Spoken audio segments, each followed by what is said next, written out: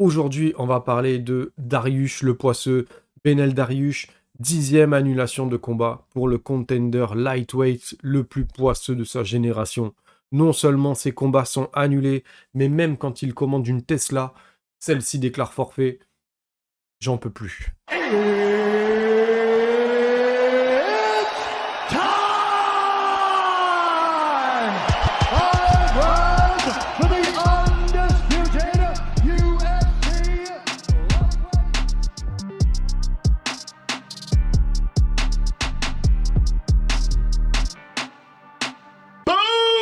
Perfect shot. Et salut tout le monde, j'espère que vous allez bien.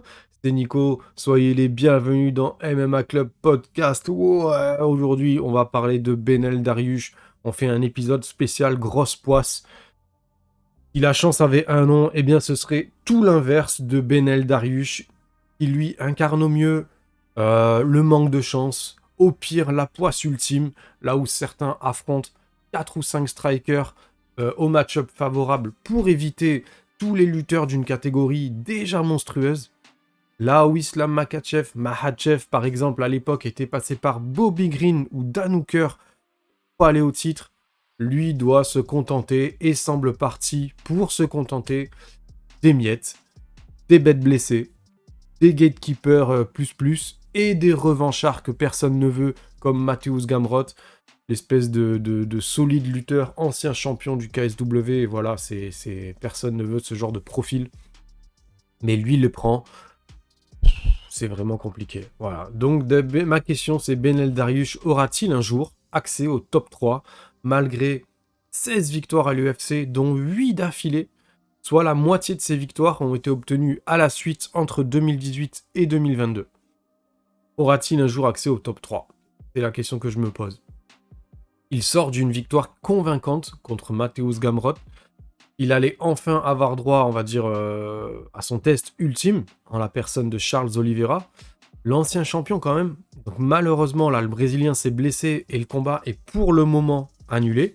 Alors certains parlent déjà d'un report au 10 juin à Vancouver, Canada. Il semblerait qu'il traîne sa blessure depuis quelques semaines et qu'il ait quand même essayé de faire un camp costaud, mais que voilà, il apparemment, de ce que j'ai compris, il est blessé depuis un moment, il a quand même fait son camp, et là il a lâché, il peut pas combattre. Voilà. Ça, c'est les dernières infos qu'on a depuis hier soir.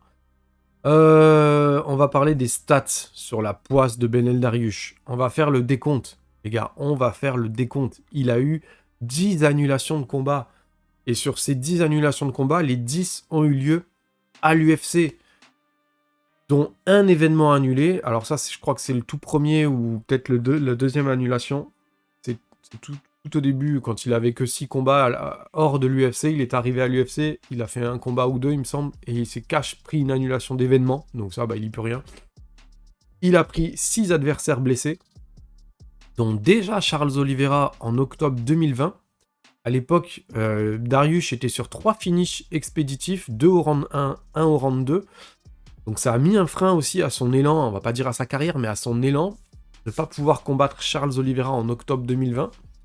On n'a pas du tout, à l'époque, Oliveira, on n'a pas du tout idée de ce qui aurait pu se passer. Hein. Et il y a eu 3 annulations de sa part contre Mairbek Taizumov, contre Islam Makhachev plus récemment, et contre Drakkar Klose. Alors concernant Drakkar Klose, Benel Dariush a pu se rattraper 9 mois, on va dire, suivant, 9 mois après. Il lui a collé un bras arrière du gauche, et on n'en parle plus. Concernant Islam Makhachev, c'est différent, parce que celui-ci n'a pas attendu, il est passé à une vitesse supérieure, il a pris Bobby Green le soir même, le soir où il devait affronter Dariush, c'est Bobby Green qui s'y est collé, pour le plus grand bonheur de l'UFC, on va pas se cacher, ça a propulsé Islam Makhachev, on va dire numéro 1 au contender pour aller taper Oliveira. Il a assuré la masterclass, là-dessus il n'y a rien à dire, même si le parcours pour en arriver là était plutôt favorable. Le soir du main event pour la ceinture, il n'a pas bégayé, il a fait son travail, il est devenu champion, là-dessus il n'y a rien à dire. Ce qui confirme un petit peu à demi-mot que Benel Dariush était à un combat du titre, puisque ce soir-là, à la place de Bobby Green, ça aurait dû être lui, et que le vainqueur a pris le titre. Donc Benel Dariush était à un combat du titre. C'est dommage. pourquoi il y a un tel désamour de l'UFC, pourquoi il y a un tel désamour et pourquoi il y a les calculs des matchmakers comme ça font que à chaque fois pour lui c'est plus compliqué que pour certains. Il y a quand même des choses qui s'expliquent dans tout ça, c'est que déjà Beneil Dariush n'est pas très vendeur. Il est iranien de naissance, il n'a que très ou trop peu de fans ultimes. Il a la reconnaissance en fait des fans hardcore, des gens qui le suivent depuis longtemps, qui savent qu'il est un poison, même debout, hein. On parle de lui comme un gros lutteur, mais même debout, il est très costaud. Voilà, dans le monde entier, son nom ne résonne pas vraiment comme une star en devenir, ni ayant un star power évident, potentiel, sur lequel on peut ou on doit investir. Ça reste quand même très compliqué. C'est quelqu'un qui, quand il a des annulations ou quand il n'est pas content, il râle très peu, il accepte généralement sa position, il accepte la situation. Il pousse pas spécialement pour des affrontements, il ne call out pas ou n'invectise pas les mieux classés, il ne fait pas de trash talking. Il n'a pas énormément de followers, ni de fanbase suffisamment solide pour faire pression. Comme par exemple Islam Makhachev qui a une énorme communauté, elle est très solidaire. Ils l'ont poussé et ça l'a accompagné jusqu'à son sacre à Abu Dhabi. Je vais vous donner un titre de comparaison. Sur Instagram, par exemple, le nombre de followers. Alors, on peut dire ce qu'on veut, hein, mais maintenant ça compte. Hein. Malheureusement, c'est quelque chose qui est... le nombre de followers, c'est un critère hein, énorme. Moi, on m'a refusé des interviews pour ça. On m'a refusé des interviews pour ma communauté qui est encore petite. Donc c'est vrai que quand on te dit ça, tu te prends une petite claque dans la gueule, mais en même temps, bah, c'est un critère, c'est comme ça. C'est un critère moderne. Et à titre de comparaison, Dariush a à peu près 170 000 followers sur Instagram. À titre de comparaison, Gamrot, il en a plus de 300 000. 300, je sais plus combien. Donc il en a à peu près le double. Makhachev et Oliveira ont plus de 6 millions de followers. Alors même si les deux sont passés par la case champion, c'est énorme. C'est monstrueusement démesuré. Et là, on parle de Dariush qui allait affronter les deux. Il a eu une annulation contre Makhachev et il a eu une annulation contre Oliveira. Et même si ils avaient peut-être pas 6 millions de followers au moment où ils étaient champions, ils avaient certes, je me rappelle pas, mais ils devaient bien avoir 3 ou 4 millions faciles au moment où ils devaient les affronter. Donc il y avait déjà une démesure. Donc on peut dire clairement, si on parle français, il ne pèse rien du tout dans la balance, il ne pèse rien du tout et ça fait mal au cœur pour lui. En plus, ne comptez pas sur son patron tonton Dana, pour le mettre en avant sportivement, parlant dans l'équation actuelle de son run au titre. Clairement, s'il peut faire passer quelqu'un devant lui, il va pas se gêner pour le faire. Là-dessus, ne comptez pas sur les puissances de l'UFC, des matchmakers de l'UFC, pour faire passer Dariush en premier plan, clairement. Alors, le trash talking. On va parler du trash talking. C'est difficile du coup pour quelqu'un comme Dariush aujourd'hui de faire qu'a fait à un moment Colby Covington. Je donne un exemple un peu démesuré, c'est fait exprès. Hein. On va pas prendre dans la demi-mesure, hein, on y va à fond.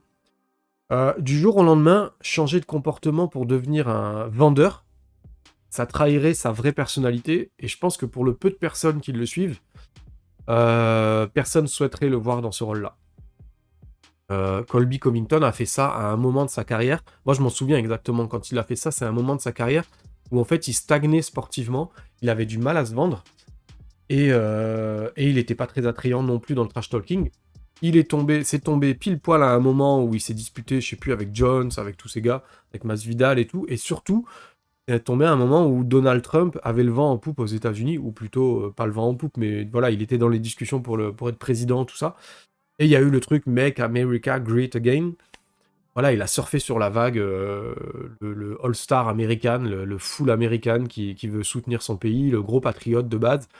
Voilà, il a pris en fait une vague, une grosse vague, il est rentré dedans et puis tous les remous, voilà, ça lui a apporté du following, ça lui a apporté de la polarité, positive, négative, ce qui fait qu'on parle de toi en fait, en bien ou en mal, mais on parle de toi.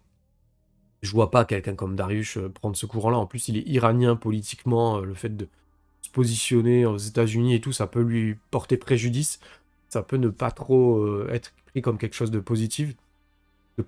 Donc voilà, je pense pas que ce soit le bon arc à prendre pour lui. En tout cas, là, ce qu'on sait, c'est que le combat est annulé. C'est les fêtes. Il y en a un qui est blessé. L'autre, il doit prendre son mal en patience ou Potentiellement, les fans parlent de Tsakurian pour prendre le combat. Je sais pas si ça peut se faire, je sais pas si ça va se faire. Ça serait peut-être une bonne idée. Le problème, c'est que c'est bien pour Tsakurian, mais pour Benel Dariush, pour moi, il a rien à gagner. Même en cas de victoire, il serait quasiment obligé, on va dire, de repasser par un top 3, on va dire, pour prétendre derrière aller à la ceinture. C'est pas en battant Tsakurian qui va tamponner la ceinture. Ce qui veut dire pas de ceinture avant au moins 4 à 6 mois derrière pour refaire un combat, sachant que le champion va également avancer et ne pas l'attendre. Donc c'est vraiment compliqué. Et imaginez, il perd s'il prend Tsakurian, et imaginez, il perd. Imaginez, il perd contre Tsakurian. Mon Dieu, retour aux oubliettes pendant au moins 1 an pour lui, c'est sûr et certain. Le mec, s'il perd un combat contre un moins bien classé ou contre un classé équivalent, soyez sûr qu'il disparaît des discussions pour le titre, et ça, l'UFC n'attend que ça. Clairement. Donc c'est compliqué, et ça restera compliqué pour Benel Dariush. Voilà, moi je lui souhaite d'aller que de l'avant, que je lui souhaite une magnifique fin de carrière, parce que j'aime bien ce mec, j'aimerais bien moi qu'il aille au titre. Franchement, il le mériterait. Et là, s'il prend un report, il perd encore des mois, le champion va avancer, il va encore pédaler dans la semoule pour attendre son tour. C'est compliqué pour lui. Bon voilà, j'en ai fini avec ce petit podcast, que j'espère que ça vous a plu. Si ça vous a plu, n'hésitez pas à vous abonner, à mettre 5 étoiles sur Spotify, à lâcher des petits pouces, à partager, c'est cool, c'est toujours sympa. La communauté, lâchez en commentaire contre qui vous voyez Benel Dariush pour son prochain combat. Soit un report, il attend et il prend quand même Oliveira, soit on lui met quelqu'un contre Tsakurian. Il y a un petit problème. Dites-moi ce que vous en pensez. Moi, comme d'habitude, je vous dis à très bientôt et je vous fais des gros bisous.